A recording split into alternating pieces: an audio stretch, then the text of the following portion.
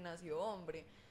Y yo misma me he visto conflictada con esa, como con ese Con ese statement, con pensamiento. ese pensamiento, porque hay cosas que una como mujer ve de parte de un hombre donde uno dice, esta acción no la puede hacer nadie más, solamente un hombre.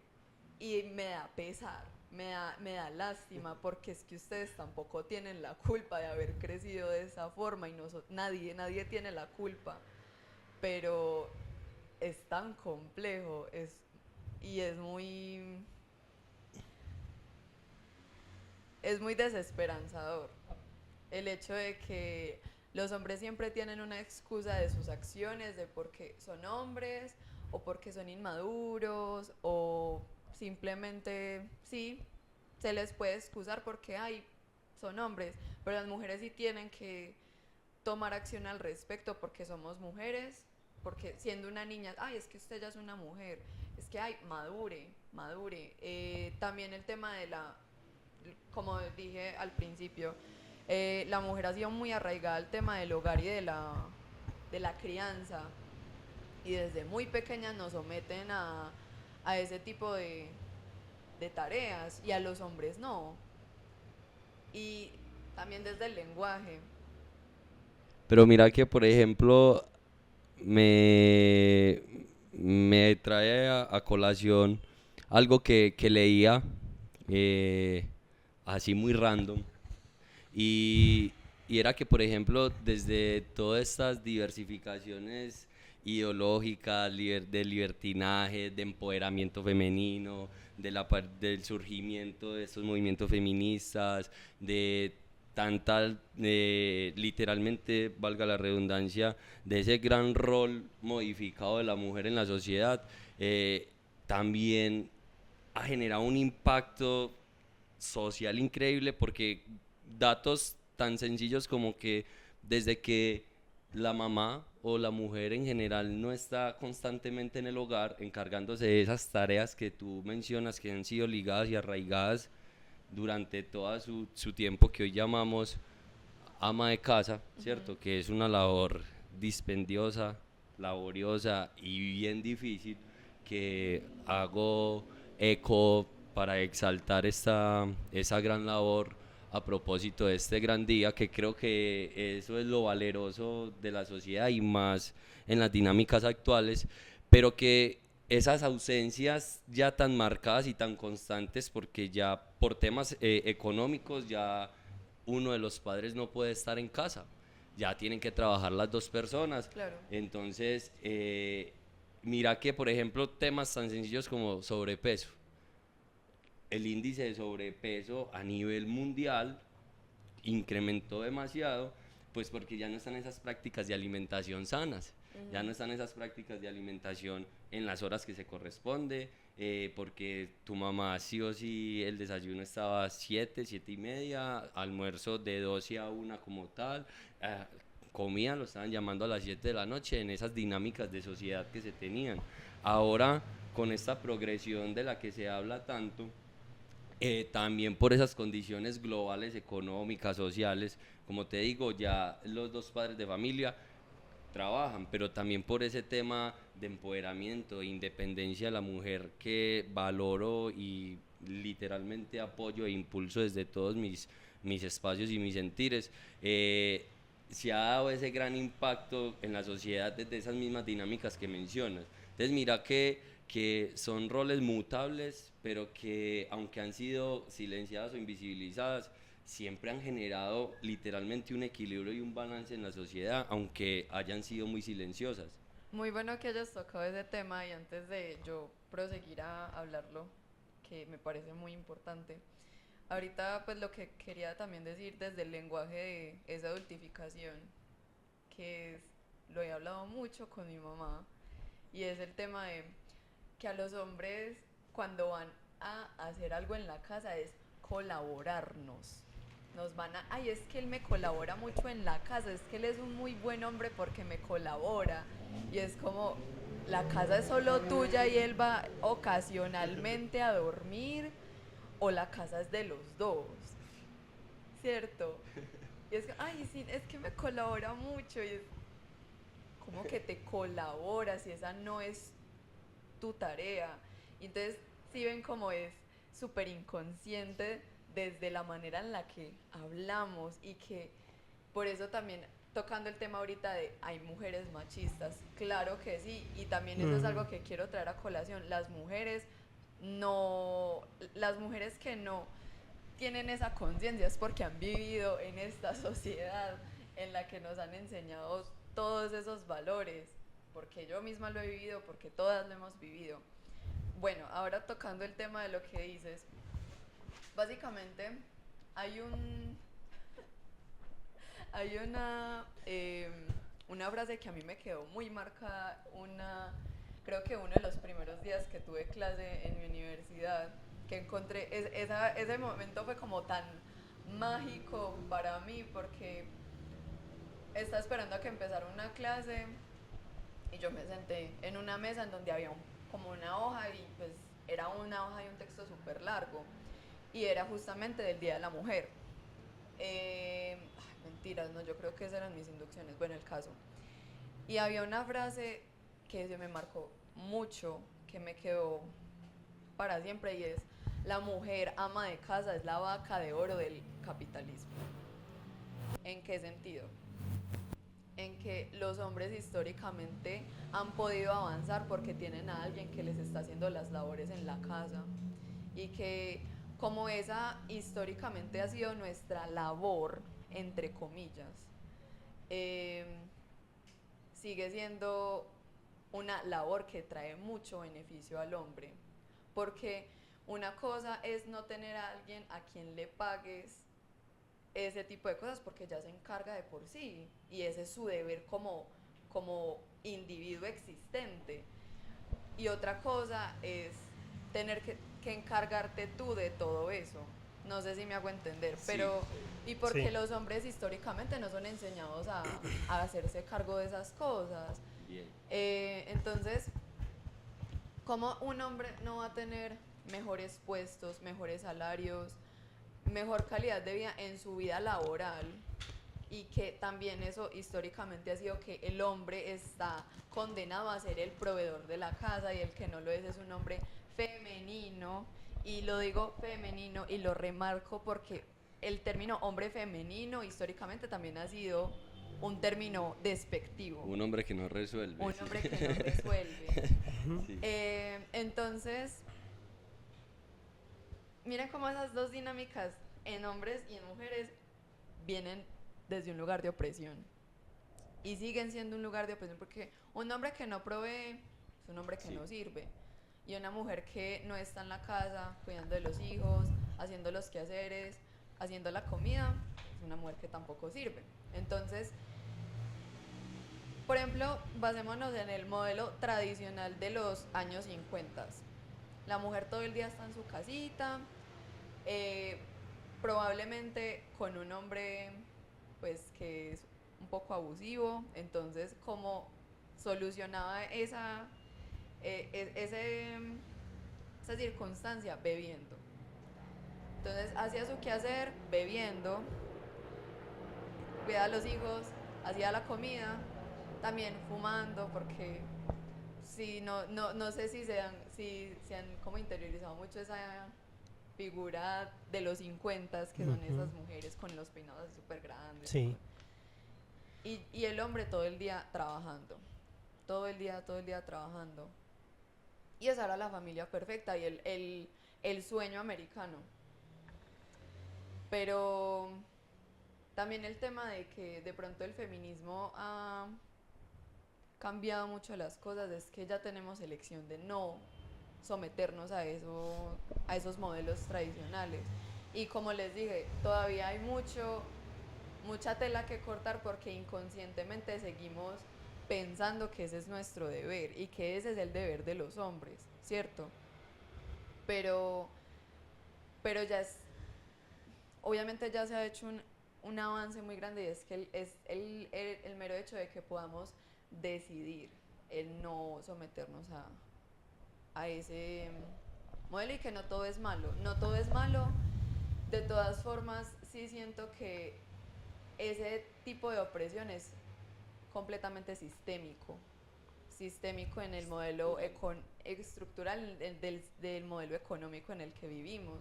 Porque también otra cosa en la que yo he pensado mucho es el tema de cuando alguien tiene un hijo con otra persona, una persona sí o sí tiene que estar en la casa o ese niño va a estar súper abandonado. También por eso se los expreso acá en confianza, me da terror tener hijos, porque si no es, o sea, es uno que el que tiene que estar en la casa y el otro trabajando, porque si no ese niño va a tener carencias en alguna en algún Lenguaje. Sí, claro. sentido. Los hijos son de la mamá, por Los ejemplo. hijos son de la mamá. Justo, Sí. mira que han estado hablando muchas cosas y ustedes hablando y yo los escucho y yo desde estoy adentro como que muchas ideas se me están viniendo, cosas que he vivido, cosas que he escuchado, cosas que he observado afortunadamente, que tienen mucho que ver y que son cosas que aunque he visto, ahora que hablamos de esto, siento aún más ese choque, ¿cierto? De mira que sí está, exacto, eso, por eso estaba tan callado, estaba interiorizando y profundizando en mí esos pensamientos. Por ejemplo, tema en el que hablaron acerca del que el hombre, de que se ha dicho que el hombre es el que provee o que el hombre es el que tiene que ir a trabajar y que la mujer tiene que estar en la casa y que por eso el hombre entonces le ayuda en la casa, ¿cierto? Entonces, muchas veces yo he pensado eso. Afortunadamente y gracias a Dios, yo crecí fue con mi mamá toda la vida. Entonces, obviamente, las mujeres tienen ese don de enseñar a que una persona sea un adulto autosuficiente. Ese es el tema, es que sea un adulto autosuficiente. O sea, un hombre no tiene por qué decir, es que yo le ayudo a ella en la casa. No, es que yo soy partícipe de esta casa y yo puedo hacer las cosas, yo puedo cocinar, eso no me hace menos hombre ni estoy haciendo algo negativo para mi pareja, ¿cierto? Yo puedo hacer las cosas. Si estoy solo también, no me voy a dejar morir de hambre porque también puedo hacer las cosas, ¿cierto? Entonces siento yo que es ese pensamiento de que es que el hombre, porque también lo he escuchado en mi familia, el tema de, ay, pero es que él no puede aprender a cocinar porque es que él es hombre. O sea, ¿por qué? Que siempre que escucho eso yo no digo nada, pues porque no quiero como entrar a discutir con esa persona, Sí, uno pero a lo, veces prefiere mantener la pero lo he calma y- escuchado justamente de mujeres. Justamente el hecho de que tú decías que las mujeres también son machistas, sí. O sea, justamente una mujer, es que él no puede hacer esto, él no puede lavar ropa porque él es hombre. Él no puede hacer comida porque él es hombre. Él no puede barrer y trapear porque él es hombre. Eso no tiene nada que ver. O sea, yo siento que es ser un adulto autosuficiente, hacerte cargo a ti mismo de las cosas que tú tienes que hacer.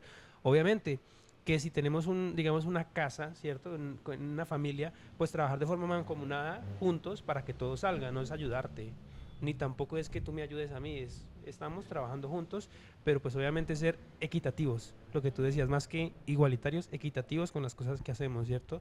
Eso fue una de las cosas que interioricé. Otra que estaba pensando justamente acerca del pensamiento machista que hay, me causó mucha curiosidad recordar precisamente dos culturas colombianas que habían antes de la colonia. Y me pongo a pensar, hombre, nosotros antiguamente en Colombia las líderes eran las mujeres. O sea, los hombres no éramos líderes, eran las mujeres. ¿Por qué? Mira, por ejemplo, para no ir más lejos, yo provengo del Huila, yo soy del Huila, y allá hay una figura femenina que es demasiado, digamos que recordada históricamente por su rol durante la conquista, que se llama la gaitana. La gaitana, ella era una cacica, o sea, era la líder de una comunidad, ¿cierto? Y en un punto llegaron los conquistadores a la comunidad donde ella vivía en Timaná, en el Huila, ¿cierto? En un pueblo muy pequeño, muy bonito también, por cierto. Y dijeron, bueno, nosotros venimos y les vamos a cobrar impuestos, queremos hablar con el líder de la comunidad. Y le dijeron, no, es que acá no tenemos líder, acá es una lideresa, es una mujer la que nos gobierna a nosotros y ella es la que nos rige. Lo que dijeron fue, no, es que nosotros no vamos a hablar con una mujer. Entonces, ¿qué les tocó hacer? Entonces, como no está ella, entonces vamos a hablar con el que le sigue en la cadena de mando. ¿Quién es? Ah, no, el hijo. Entonces vamos a hablar con el hijo. Pero el hijo se negó. Dijo, no, yo no voy a suplantar a mi mamá que ella es nuestra líder, además yo no la voy a suplantar por el simple hecho de ser hombre. Entonces ya en Colombia teníamos ese pensamiento y luego cambió, pero cambió a base de violencia también, ¿cierto? ¿Qué pasó con él? Se negó a hablar, entonces lo que hicieron fue quemarlo, lo mataron.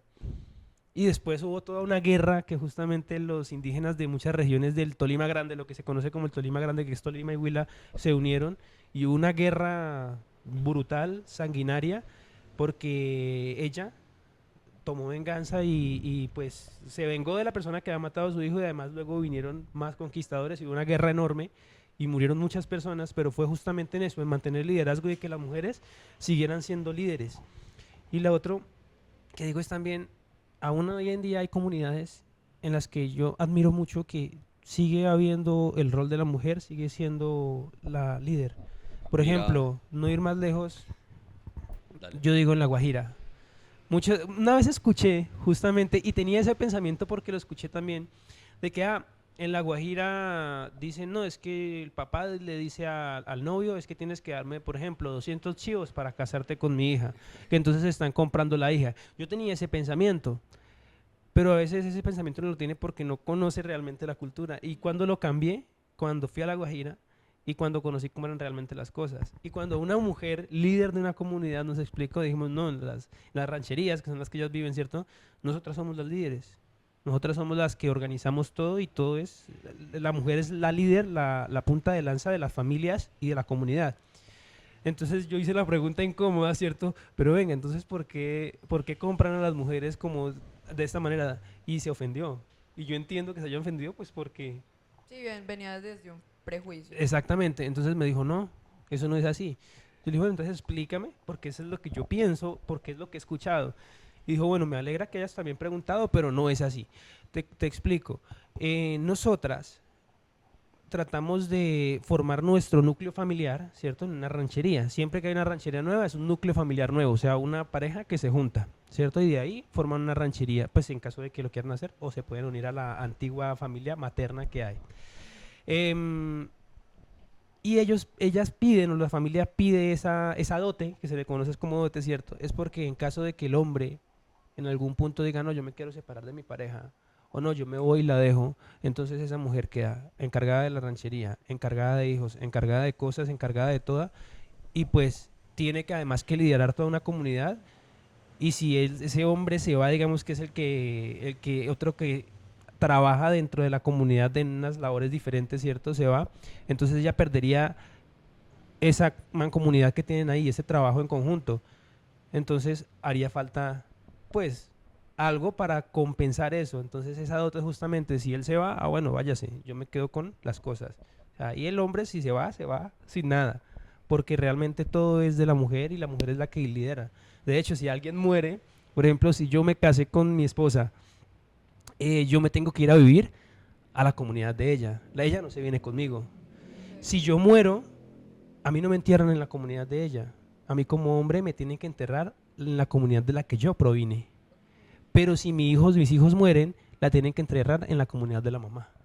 Entonces eso como que mira que sí había en América y en Colombia teníamos el modelo en el que la mujer realmente era la líder, pero luego vino la conquista, vinieron unos cambios muy grandes y vino como una imposición de un pensamiento que realmente cambió las cosas. Pero mira que hay algo muy bonito porque eso creemos. Eso es Eso creemos Tranquila. desde las visiones, historias, relatos, y yo lo tocaba en el podcast pasado, que es construir desde esas historias de abajo, ¿cierto? Esas epistemologías del sur. Y, y me parece bellísimo porque si hay personas que lideren movimientos sociales, hablemos de Colombia, o bueno, hablemos de América Latina, su gran porcentaje de participación es de mujeres. En el Chocó hay una comunidad indígena liderada, no sé si todavía pues es liderada por esta mujer, porque pues ya no he podido tener pues como el contacto, pero hace parte de la zona del Darién y es María Guazarupa. Es un resguardo indígena que es liderado por mujeres, donde claro, las mujeres también hacen el trabajo pesado, no nos vayamos muy lejos. Comunidades pesqueras donde las lideresas comunitarias son mujeres, chocuanas, que le hacen frente e interpelan al Estado de frente desde la manera de liderazgo. La gran cifra que hay de lideresas sociales asesinadas, Es enorme. mujeres. El papel de la mujer en la historia ha sido invisibilizado por esa academia machista y homogénea. ¿Por qué? Porque cuando se habla del papel de la mujer en la independencia de Colombia, cuando se habla del papel de la mujer, por ejemplo, en la construcción de conocimiento, cuando se habla de Elizabeth y Lucrecia, que fueron esas primeras mujeres que a mediados del siglo XIX establecen ese primer grito de hey, estamos acá, somos iguales, necesitamos las mismas garantías laborales, de conocimiento. Sabemos pues que para esa época las mujeres no tenían voz, voto ni nada, ¿cierto? Pero también como explicamos que en un continente como América Latina, desde el lenguaje, se sigan reproduciendo de manera simbólica y repetitiva todo esto. ¿Cómo le podemos hacer frente a, si bien dentro de la teoría están esos cambios estatutarios, legales, teóricos y académicos, cómo hacemos que se modifique el acervo cultural? En México es un país donde son estadísticas increíbles y que son deplorables y tristes de que cada ciertos minutos ocurre un feminicidio. En Latinoamérica, solo en Latinoamérica, alrededor de 12 mujeres son asesinadas diariamente. ¿Y por qué desde el lenguaje lo seguimos llamando como crímenes pasionales, por ejemplo? ¿Por qué no tipificarlo de una manera diferente? Porque entonces siempre hacemos esa reducción a esas acciones que tienen que ver en contra o incluso en pro de las mujeres. Entonces también con todo lo que decían ustedes, exaltando eso, quiero dejar una pregunta para que hablemos sobre ella, y es si una mujer no compagina con el discurso feminista y dice no, es que yo el feminismo no lo necesito, se puede hablar de un fallo estructural o de ese retroceso de defensa, de resistencia, o simplemente de una potenciación de privilegios, porque se tiende a creer que el enemigo de la mujer es abstracto, ¿cierto? Y a veces el enemigo de la mujer está latente todo el tiempo, sí, es el acosador, es que la misma sociedad le genere sensaciones de inseguridad en todos los espacios, porque hemos podido ver que casos como el de Sofía, la justicia no brinda seguridad. Casos como el de esta niña que ocurre allá, que literalmente era una persona que ya tenía un proceso penal y que por vencimiento de términos sale libre y posterior hace este crimen atroz. Entonces, ¿cómo irrumpir con esas dinámicas que se hablan de progreso, pero que simplemente están potenciando desde el lenguaje algo más simbólico, ese abandono estatal camuflado, y que lo dejamos todo en manos de un movimiento que será que coexiste, o que simplemente lo hacemos visible cuando se suma una estadística más, cuando incrementa la estadística? Porque me hace mucho eco y mucho ruido que aún en el 2025, en pleno siglo XXI, todavía tengamos que luchar porque una mujer no sea acosada, porque sus piropos transgresores y de vulneración no sean latentes. Vos hablabas ahora de que dentro de esa adultificación me parece que cabe también esa naturalización de acciones machistas que la mujer desde muy temprana edad tiene que naturalizar, el hecho del acoso, que es un acoso latente, que no solamente está en la calle, también está en la casa. Entonces, mira que se han naturalizado tantas cosas que en la actualidad se siguen pasando y seguimos nombrando como, sí, un feminicidio, la mató el esposo, la mató el exnovio, y que es un constante en el diario vivir. Todo el tiempo nos podemos topar con que hay crímenes pasionales cuando no debería nombrarse así. Entonces, ¿cómo hacerle frente desde el lenguaje, desde lo cotidiano, desde lo cultural? Porque si bien se pueden modificar muchísimas leyes dentro de la Constitución, al ser un Estado social de derecho, como se proclama dentro de la Constitución política, si socialmente no hacemos un recambio, creo que se va a seguir potenciando en Antioquia los dichos tradicionales, ¿cierto? Que si bien es una potenciación de una El cultura. hombre pone y la mujer dispone. Exacto, que si bien es una estructurante de cultura regionalista, pues sigue potenciando unas prácticas de manera aleatoria y paralela. Entonces, creo que ese es el gran reto. El gran reto es que mediante el lenguaje podamos lograr unificar como sociedad y no sesgar de que usted es hombre y usted no puede opinar sobre derechos de la mujer. Ey, es que yo no opino sobre derechos de la mujer, yo hablo de derechos humanos, ¿cierto? Entonces, creo que eso es a lo que quisiera apuntar con todo esto, y es como llevar a la reflexión y al pensamiento de si realmente todavía seguimos potenciando prácticas que llevan siglos de los siglos y los llamamos de manera diferente, eufemismos, o simplemente si se ha dado un cambio marcado, ¿cierto? Porque podemos hablar de feminismo acá, pero no es normal que dentro de tantas prácticas feministas también hayan mujeres que destruyen esos movimientos feministas por ese tema ideológico. Y ahí viene también una pregunta adicional. ¿Será que está bien que nosotros sigamos conservando, por ejemplo, lo que decías de los dichos, ¿cierto? O sigamos conservando costumbres em, y que las excusamos en que justamente son tradición Parte de la o son cultura. cultura. Ok. Entonces, que porque hay un desarrollo cultural y es nuestra forma, entonces, por el hecho de que sea un desarrollo cultural, si algo está mal, yo tengo que mantenerlo simplemente por el hecho de que es cultura. Ok, pues respecto a esto que me estás planteando, hay algo en lo que yo, pues yo misma he entrenado mucho, y es el pensamiento crítico y el hecho de no porque algo me guste, yo pienso así, ¿cierto? Porque ahorita estamos hablando respecto a lo de la música, del lenguaje que se usa en muchas canciones. Yo puedo escuchar una canción a lo que la letra yo no estoy de acuerdo, pero me gusta la canción, ¿cierto? El ritmo El ritmo, no, o o la lo voz. que sea, lo que sea. Y es el hecho de verdad investigar y pensar por qué la persona que está cantando esa canción, perdón, Tranquila. piensa como piensa y dice esas cosas.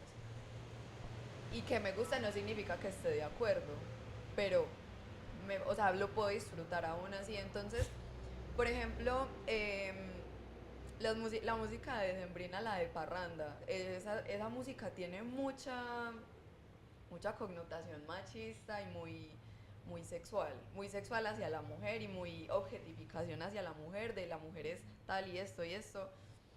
Y aún así uno la puede disfrutar sin decir como, ay, es que yo pienso así, pero de verdad es generar un pensamiento crítico y decir, ¿por qué nuestra cultura es así? ¿Por qué se ha desarrollado de esta forma para que sea así? Lo que les venía diciendo ahora, inconscientemente tenemos mucha tradición, muchos pensamientos que vienen desde una tradición que va hace muchos años. Y siento que ese es el foco mayor, entender por qué pensamos como pensamos, porque esa frase también es muy importante, el que no conoce su historia está condenado a A repetirla. repetirla. Entonces, como que intentando conectar un poco lo que me estaba planteando Marlon, desde el lenguaje, mira, no te sabría decir.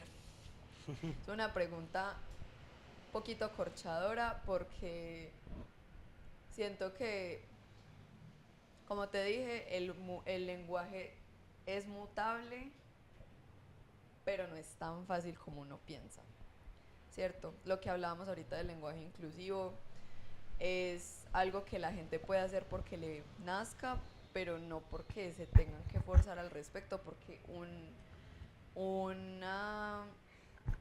Ay,